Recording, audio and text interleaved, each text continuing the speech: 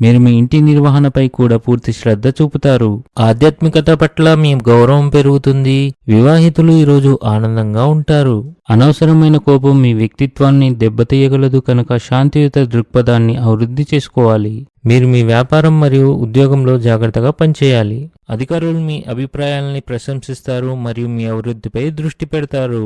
చాలా కాలం తర్వాత మీ అత్తమామలను కలుసుకునే అవకాశం మీకు లభిస్తుంది. క్రీడలతో సంబంధం ఉన్న కార్యకలాపాలు మీ దైనందిక జీవితాన్ని ఉత్తేజాన్ని కలిగించగలవు. అవి మీ ఉత్సాహాన్ని పెంచుతాయి.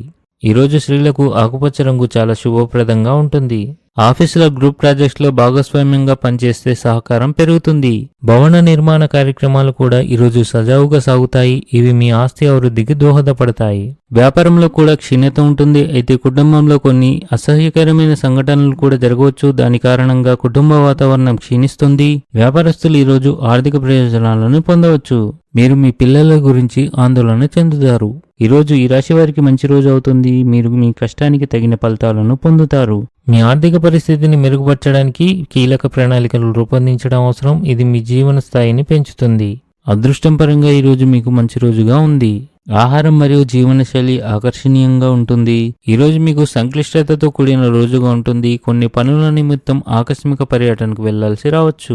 ఆహారం యొక్క స్వచ్ఛతను జాగ్రత్తగా చూసుకోండి. ఆర్థిక సమస్యలు ఉండవచ్చు. పనిచేసే వ్యక్తులు ఉద్యోగంలో సమస్యలు ఎదుర్కొంటారు. ఈరోజు మీ పిల్లల నుండి కొంత నిరాశను ఎదుర్కోవలసి రావచ్చు. ఇది మీ ఆందోళనను పెంచుతుంది కానీ పిల్లలపై ఎలాంటి ఒత్తిడి పెట్టదు. ఈరోజు అదృష్ట సంఖ్య వచ్చేసి 6. ఈరోజు అదృష్ట రంగు వచ్చేసి బంగారం రంగు. ఈ విధంగా ప్రతిరోజు మీ రాశి ఫలాలను తెలుసుకోవాలంటే ఈ వీడియోని లైక్ చేసి మీ మిత్రులందరికీ షేర్ చేయండి. ఛానల్ని తప్పకుండా సబ్స్క్రైబ్ చేయండి.